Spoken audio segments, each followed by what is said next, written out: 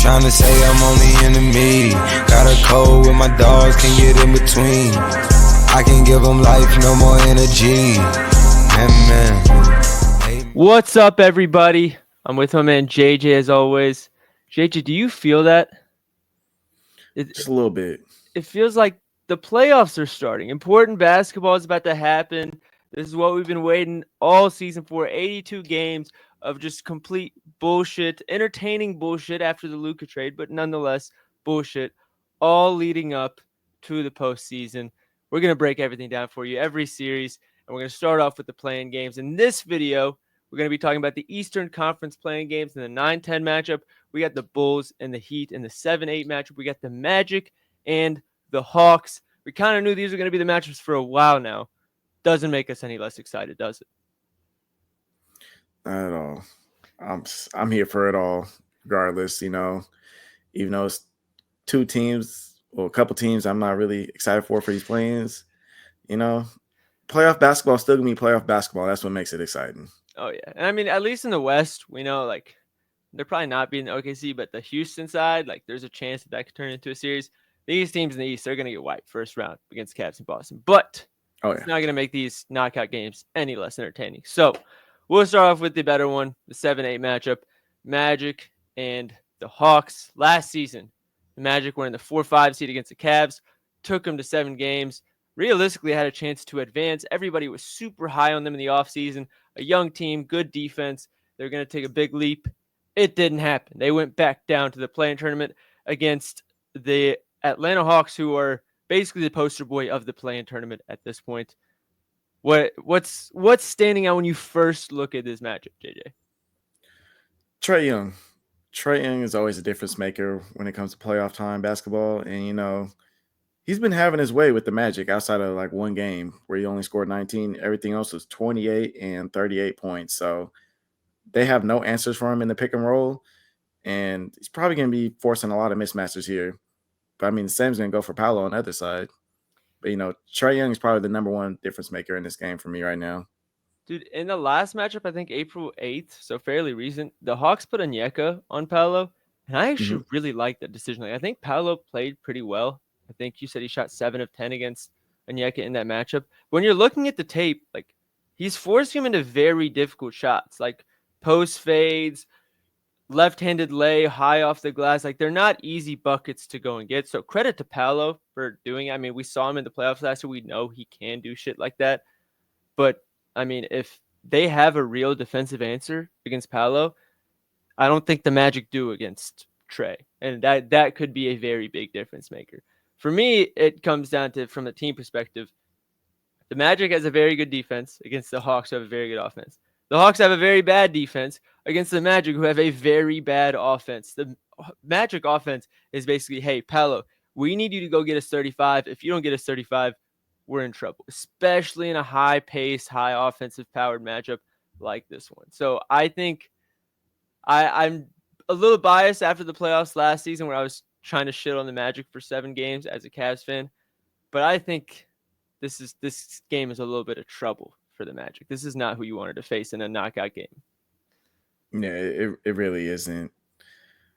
I mean, on the Magic side, outside of Paolo, who do you think has to step up here the most? I mean, the easy answer is Franz.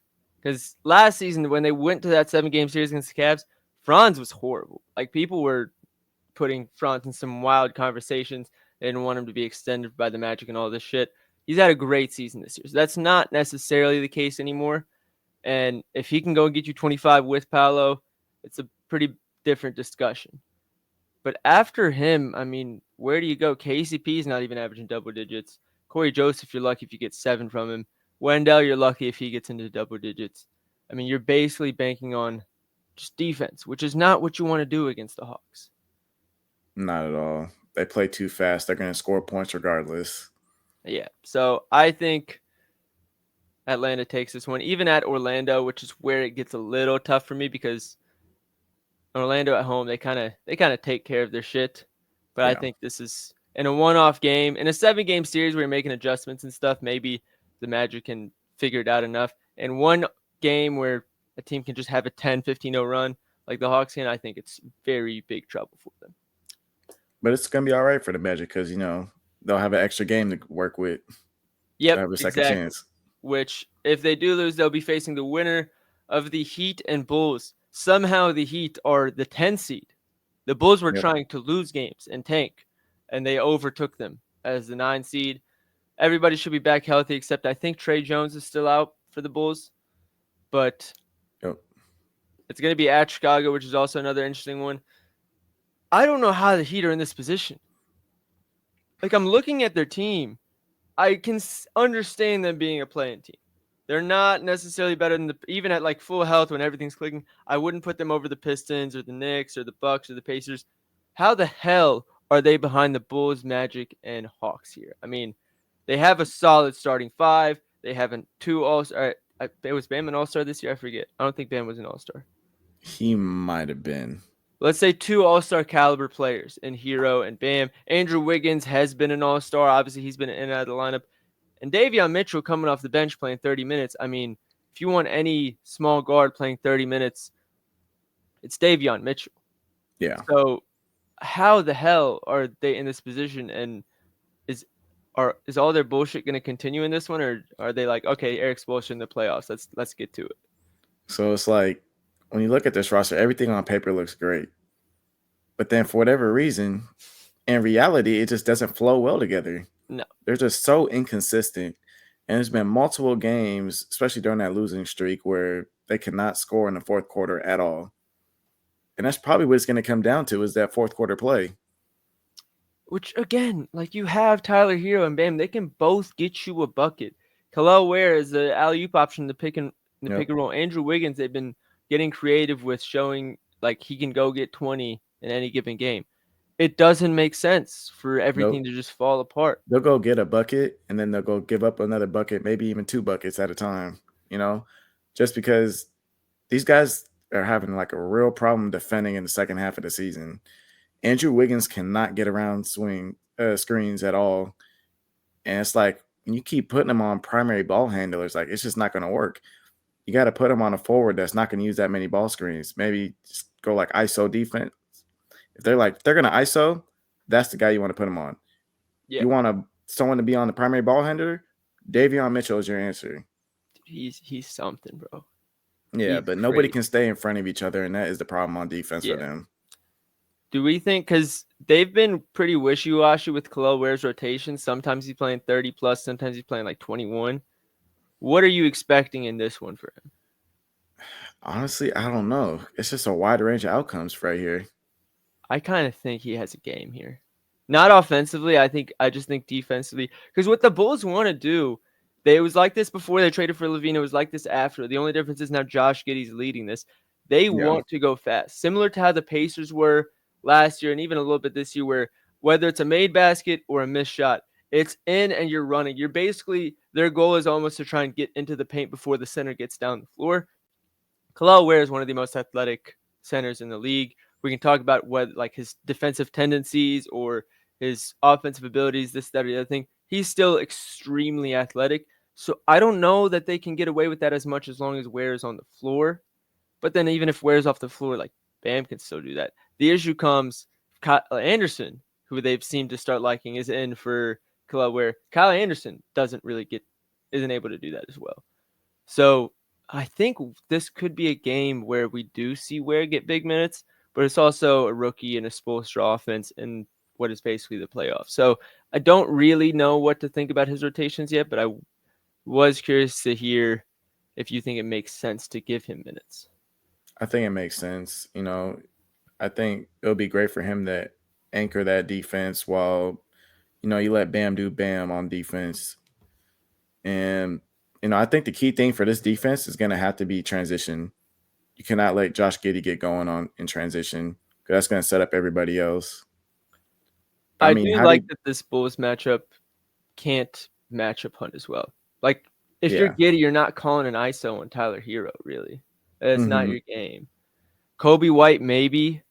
But, I mean, Davion Mitchell is going to pick up that Kobe White rotation after the starters.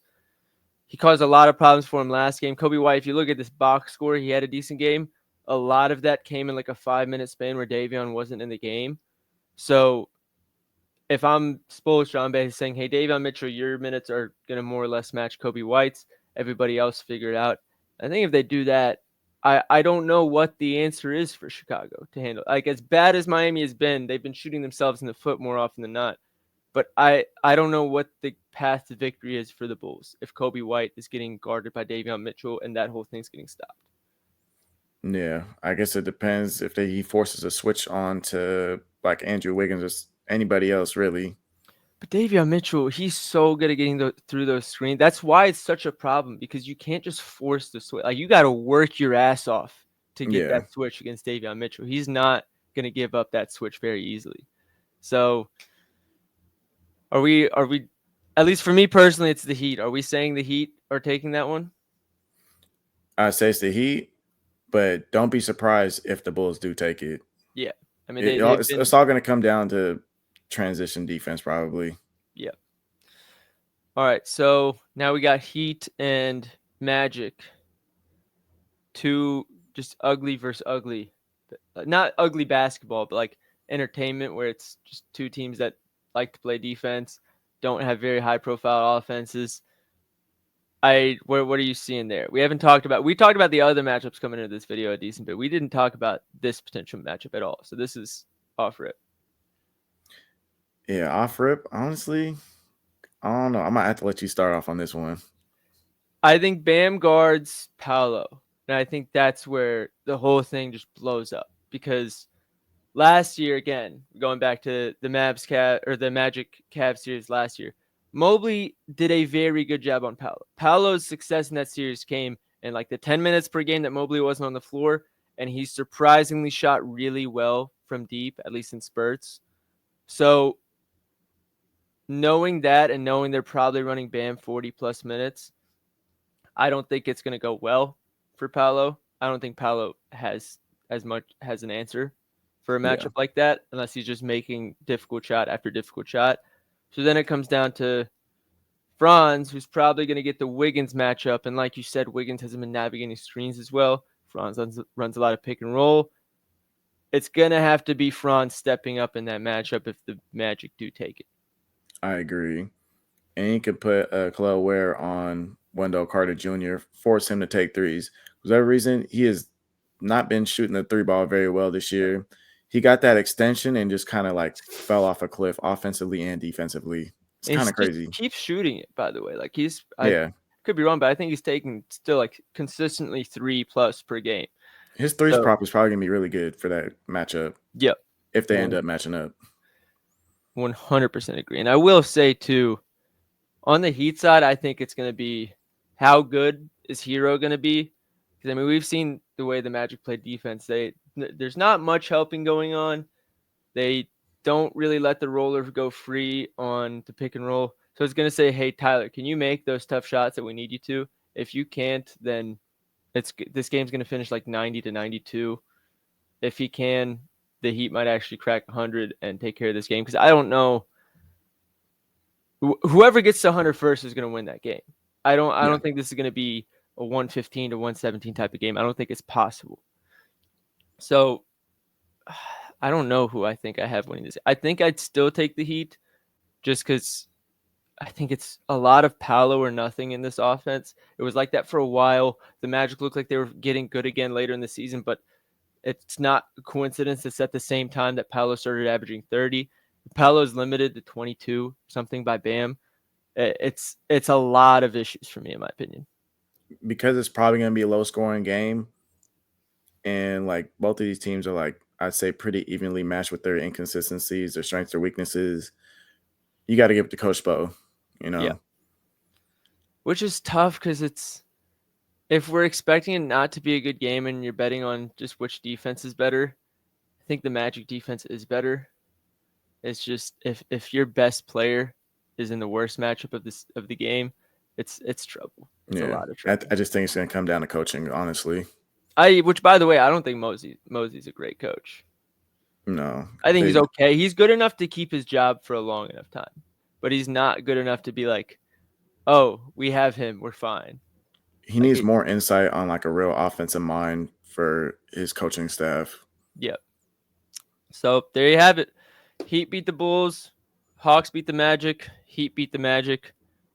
We'll get into the next round in the next video, but that leaves us with the Cavs against the Heat and Boston against the Hawks. And we got some picks for you guys too. Welcome everybody to the ones that only skip to the parlays. But if you've been watching, you kind of knew what was coming with the parlays. The first game we're going to talk about, obviously, is the Hawks and Magic game. The Hawks, we said their offense is too high-powered, I think, for the Magic to keep up with, even though the same can be said about the defenses. In a game like this, where the starters are probably playing 40-plus minutes, you got to bank on the offense in offensive league. So we took the Hawks money line, accompanied by their main man scoring the ball, Trae Young, over 26.5 points. And for the last one is where we're getting a little sharp. We're taking Terrence Mann over 8.5 points. Not only has he been closing over Ricochet lately, but we do expect George Niang to get played off the court in this one. You do not want him on the court and Paolo Banchero's on the court, and Banchero's going to play 40-plus minutes. So Terrence Mann makes a lot of sense this one. I think he sees 20-plus. The hit rate is beautiful when he sees those minutes, or 20-plus minutes, I should say. So, yeah, Terrence Mann over 8.5 points. This one is plus 600, half a unit to win 3 units over on Bet365. Before I get to the next play, make sure you guys like and subscribe if you haven't already, because if this hits, you're going to want the algorithm to put the next video on your feed. But, JJ, I'll hand it over to you for the next game. We got plus 566 for the Heat and Bulls. What are we seeing? All right, so Bulls versus Heat. We got Miami money line here. We've been talking about it. You got Coach Spo, winner take all. He's gonna have to win this game for him here with his coaching ability. And then you look at the Bulls, outside of Kobe White, it's really hard to really find an actual scorer that's really gonna take over. But that's why we bet on Kevin Herter. He's gonna be matched up with Tyler Herro here. And honestly, both of them are going to be guarding each other here. Both can easily take advantage. Herter has thrived in his role with the Bulls. And I'm glad to finally see him do some things. Was Tyler Herro, when he was defended by Kevin Herter last game for that over 24.5, he scored 30 points on 8 of 15 shooting. Well, specifically with those two matched up, 8 of 15 shooting. Tyler Herro looked comfortable out there. And, he's going to keep taking advantage of that. He's going to get to his mid-range spot. He's going to get to the three. He's going to get to the rim. 3-level scorer. He's going to take over. So here, half a unit for plus 566. I love to see it. I think it's going to go over right here. Dude, I will say I think I like this one more than the Atlanta one, just because I will say the Heat, I'm a little less.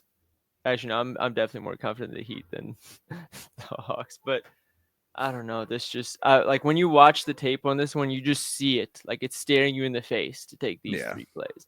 So that's what we're rocking with. Make sure you guys are liking and subscribing. The next video that we will be recording and posting pretty soon after this one is going to be the Western Conference play-in game. So good luck. We'll see you guys soon.